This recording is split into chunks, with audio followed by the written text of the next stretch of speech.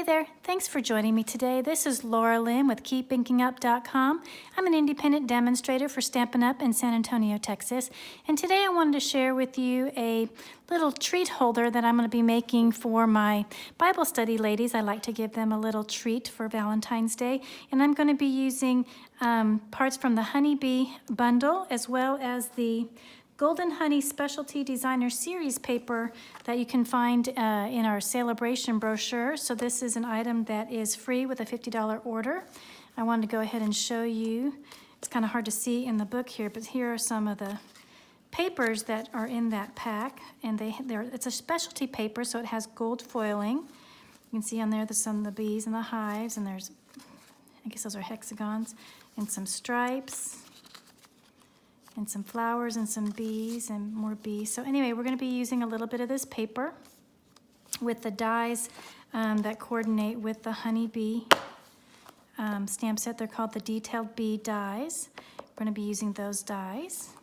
So to get started, I'm starting with a sheet of our Poppy Parade cardstock that is 7.5 inches by 5 inches.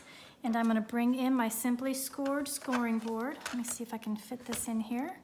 And with the 7.5 inches on the top of the scoreboard, I'm going to score it at, let's see, 2 inches, 2 3/4 inches, 4 3/4, and 5.5 inches. Then I'm going to turn it to the 5-inch side, and I'm going to score at 3/4 of an inch, 1.5 inches, 1.5, 2.5, 3.5 inches, and 4 1/4 inches. Okay, so I'm going to put my scoreboard aside, and then I will bring out my bone folder and burnish on all of my score lines. What I really like about this box is there's no adhesive involved in it. So you can make up a whole bunch of these and have them stored flat, and then right before you hand them out and fill them with candy, you can just put them together. So I have all of my score lines folded, and now I'm going to take my paper snips and I'm going to cut up on the score lines where there's the 2 rectangles. I'm going to cut up on this one here, and I'm going to leave these 2 intact, and then I'm going to miter cut these 2 here, and then I'm going to miter cut these 2 down here. And then I'm going to completely remove these 2. I'm going to leave these 2 rectangles, and I'm going to completely remove the ones on the opposite end. It doesn't matter which end that you do these, you start it on, but one end you're going to keep the 2 rectangles, and one end you're going to remove them. And I'm going to do the same thing on the other side. So I'm going to remove these 2. I'm going to miter, and I'm going to miter, and I'm going to miter. And this one you want to go straight on their 2 rectangles and then miter on the squares. Now I need to do a little bit more removal. I need to remove on the little tabs, I'm going to remove the outside rectangle. I'm going to do the same on both sides of whatever we do.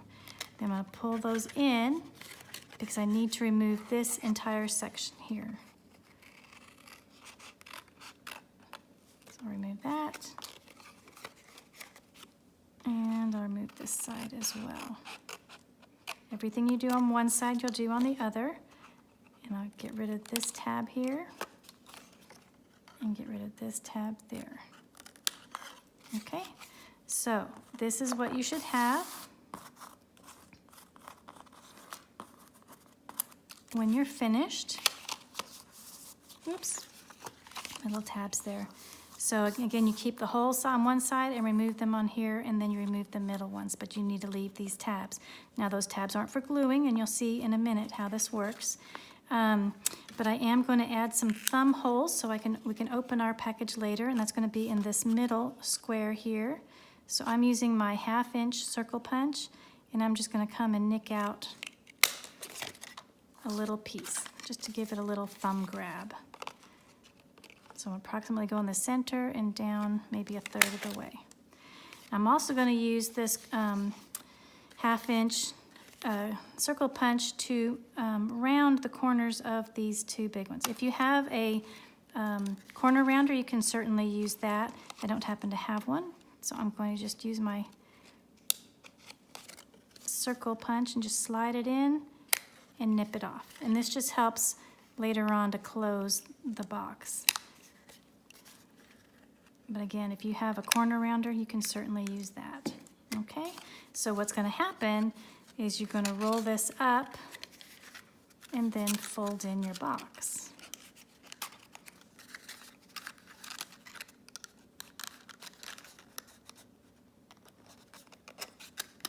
Just like that. Isn't that cute? Cute little box with no adhesive, and then you have the little thumb guards there. Okay, so now we need to decorate. So what I'm going to do is I have already cut a honeycomb using the dies from the honeybee bundle. I used this die right here, and I cut out a little honeycomb, and I actually added, this is using crushed curry cardstock, and I actually used my Xyron machine to make it a sticker because we no longer have our adhesive sheets, and so I'm going to peel off the sticker.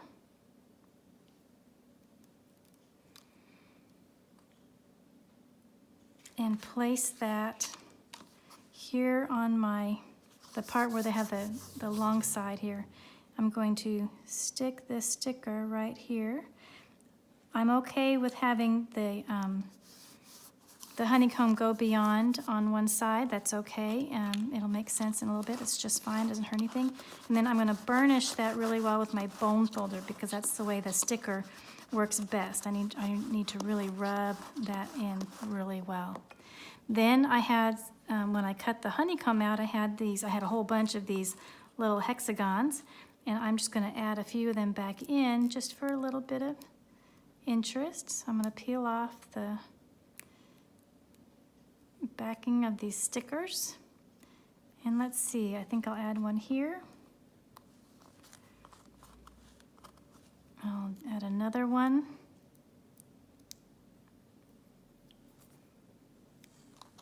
Right there. And we'll add another one at the bottom. I like to do things in 3s or odd numbers.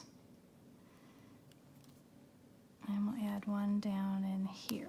And again, I'm going to take my bone folder and just really rub those to burnish those in so that they don't come up. And I'm going to really burnish that one that goes over the fold. And I might go ahead and burnish that crease line again just to make sure that that stays on there nice and well. Next, I have a little bee that I've cut out using the die from the bundle, but I actually cut it out of the paper. I don't remember which one it is. I think it's this paper right here. The die from the bundle fits perfectly over the bee in the designer series paper.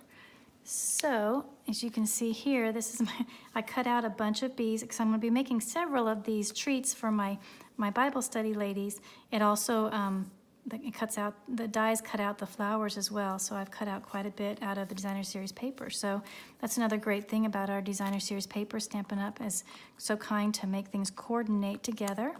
But I want to add a little bit of detail to my bee, so I'm going to use my dark Mango Melody Stampin' Blend with the bullet tip, and I'm just going to color the bee's body a little bit to go with the crushed curry cardstock. I don't have a crushed curry blend, but I do have Mango Melody, and I think that works quite well. But I also wanted to add some Wink of Stella to his wings, just to make him kind of sparkly. So I'm just going to use my Wink of Stella and add a little bit of shimmer to his wings. Make him look a little bit more like a bee. I don't know if you can see. Hopefully you can catch that glitter on there. I think that's so precious. I'm going to turn that over and I'm going to put a Stampin' Dimensional on him. Peel the backing off of that there. And I'll stick him kind of in between these two solid honeycombs right there. And now I need a little greeting. Now what I've done, this is actually from the paper pumpkin from January. These are the little elements that came with it, and I had the little labels, and the Be Mine was from the stamp set that was in that kit. So I've stamped that in Poppy Parade to match the Poppy Parade of my box. And I'm going to add this to my box with another dimensional. And I'm going to just pop that up into the corner here of the box. So now I'm going to go ahead and close up my box on the bottom. And then I can add my two Ghirardelli chocolates fit in here. Just need to fold back the papers a little bit. They are a tight fit, they're a snug fit. I've sized it precisely for these two. And I'll close this up. Sometimes the wrapping from the chocolate sometimes make it a little difficult because it is, like I said, a very tight fit. And there we go. Isn't that cute? And that's cute just as it is, but I wanted to add one more touch. I'm going to add some black baker's twine. Now, it may be hard to see, but the black baker's twine is actually found on page 47 of our current January-June 2020 mini catalog. Here in the Country Club Twine Combo Pack, you get black, basic black, garden green, Night of Navy, and Poppy Parade. So that's where the black baker's twine is. That gets kind of lost sometimes when people don't see that. So I'm going to wrap the black baker's twine around twice around my box, and then tie a little sweet bow over here above the bee.